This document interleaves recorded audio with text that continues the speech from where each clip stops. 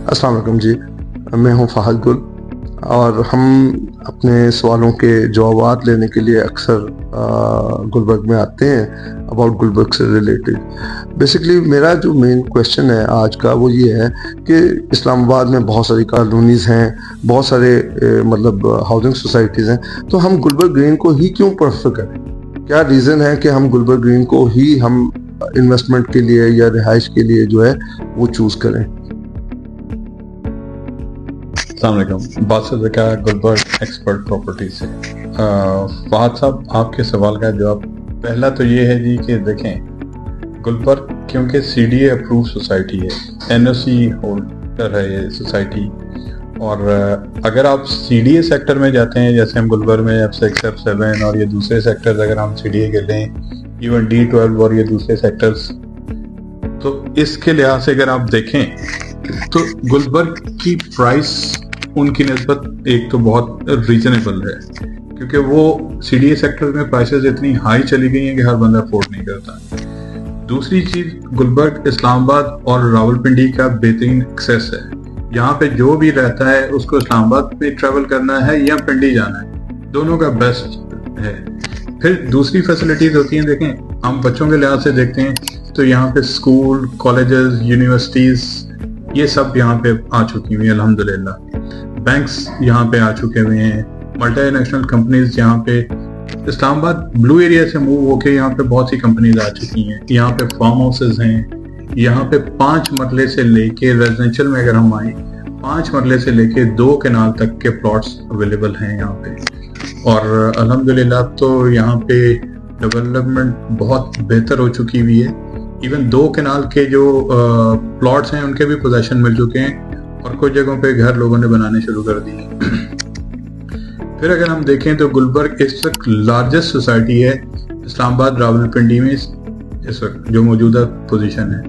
अगर आप कंपैरिजन करते हैं, अब हमारी सराउंडिंग में नेवल लगता है, हमारे साथ जिना लगता है, काफ़ी सोसाइटीज़ और लगती हैं। अगर हम उन्हें कंपैरिजन करें तो हम समझते हैं कि गुलबर्ग क्योंकि बहुत बड़ी सोसाइटी होने की वजह से यहाँ पे हर फैसिलिटी है, अवेलेबल है। अगर आप स्टार्ट में देखें, गुलबर्ग के स्टार्ट में तो आपको एक प्रोजेक्ट मिलता है जो इस्लामाबाद पिंडी का सबसे मेगा प्रोजेक्ट बनने जा रहा है, माउंट खालिद। 117 केनाल के ऊपर वो प्रोजेक्ट आ रहा है जी।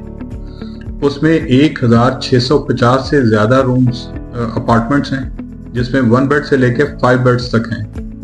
और इसके बाद अगर आप देखें तो 45 स्टोरीज वो बनेगा, टॉलेस्ट इस वक्त तकरीबन जो है किसी प्राइवेट सोसाइटी या किसी सोसाइटी में वो बनता है। तो मेरे ख्याल में ये सारी फैसिलिटीज जो हैं वो गुलबर्ग को सबसे ज़्यादा नुमाया करती हैं। सिक्योरिटी के पॉइंट ऑफ व्यू से अगर आप देखें 24/7 सिक्योरिटी है यहाँ पे।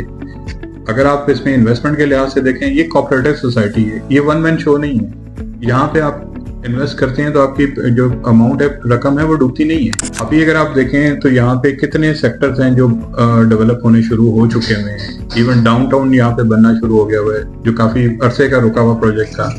बाकी जो हमारे जितने सेक्टर्स हैं, अब अगर प्राइसेस को आप कंपैरिजन करें CDA के लिहाज से, तो अभी भी प्राइसेस नेगोशिएटेबल हैं, यहाँ पे बहुत बेहतर हैं। और मेरा ख्याल है ये बहुत बड़ी रीजन है, एक बहुत बड़ा एक लोगों के लिए एडवांटेज है कि जो लोग CDA सेक्टर्स को अफोर्ड नहीं करते, CDA बाय लॉज के मुताबिक गुलबर्ग में आके बसे हैं, और बहुत अच्छी डेवलपमेंट हो रही है। अगर आप कभी गुलबर्ग आए तो देखेंगे आपको बेहतरीन एक शहर के अंदर एक अलग शहर नजर आएगा। तो ये सारी चीजें मिलकर गुलबर्ग को नुमाया करती हैं। मेरा नेक्स्ट क्वेश्चन जो बादशाह साहब से होगा वो ये है कि राइट नाउ गुलबर्ग रेजिडेंशियल में इन्वेस्टमेंट क्यों एक स्मार्ट डिसीजन हो सकता है? साहब, मैं आपको एक चीज़ बताऊं, देखें 2 तरह के चीज़ें होती हैं।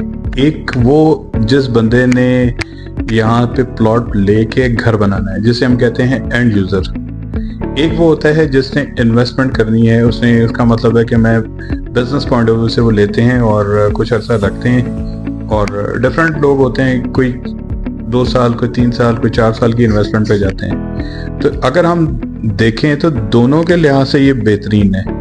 दोनों के लिहाज से कैसे बेहतरीन है? जैसे मैंने आपको बताया कि बहुत बड़ी सोसाइटी है, यहाँ पे बहुत से ब्लॉक्स बन रहे हैं, और एंड यूज़र, अगर मैं छोटा सा कंपैरिजन आपको 1 साल पीछे के रेट्स اس کے ہم لے کے جائیں تو تقریباً جو ہمارے ڈیولپ پوزیشن پلاٹس ہیں وہ اگر کچھ نہیں کریں نا، تو اگر ہم کمپیریزن میں لے کے جائیں کہ یار 1 سال میں کیا ریٹ اوپر جا سکتا ہے، تو میرا خیال ہے اس وقت 15 سے 20 لاکھ روپیہ 1 سال میں ریٹ انکریز ہوئے ہیں.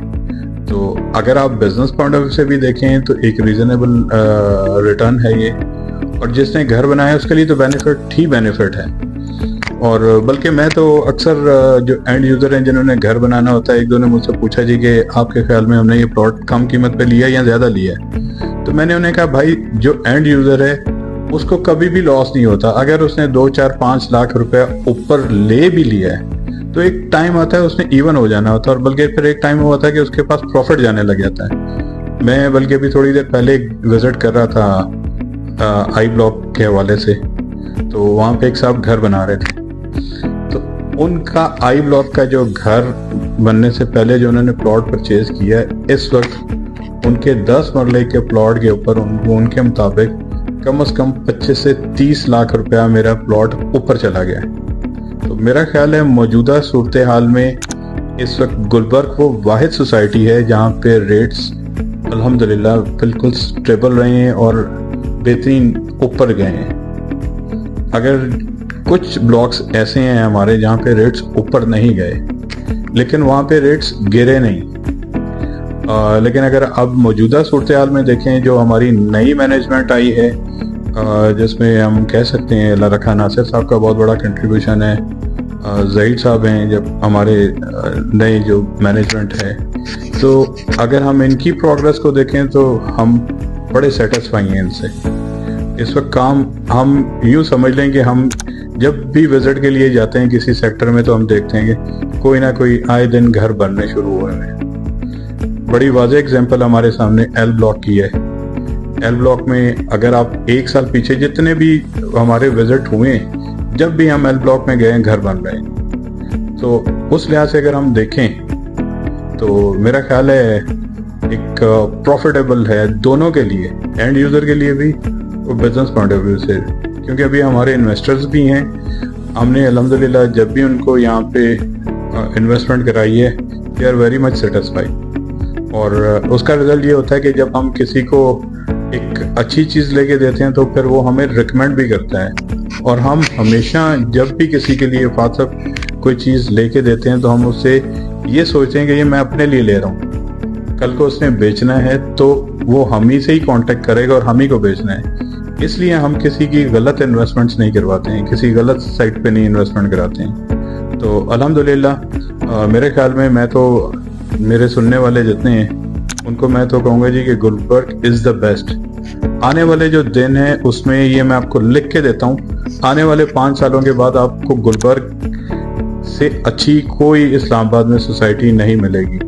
اس کی جس طریقے سے ڈیولپمنٹ ہو رہی ہے، اس کا انفراسٹرکچر، یہاں پہ security, facilities, hospitals, school, colleges, بڑے بڑے شاپنگ مالز.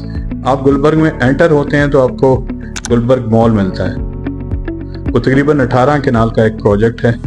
آج ہمیں بہت اچھی انفارمیشن ملی اباؤٹ گلبرگ گرین اور گلبرگ ریزیڈینشیا اسپیشلی، اور ہم آپ کے پاس اس طرح کے مزید فردر انفارمیٹیو ولاگس لے کر آتے رہیں گے.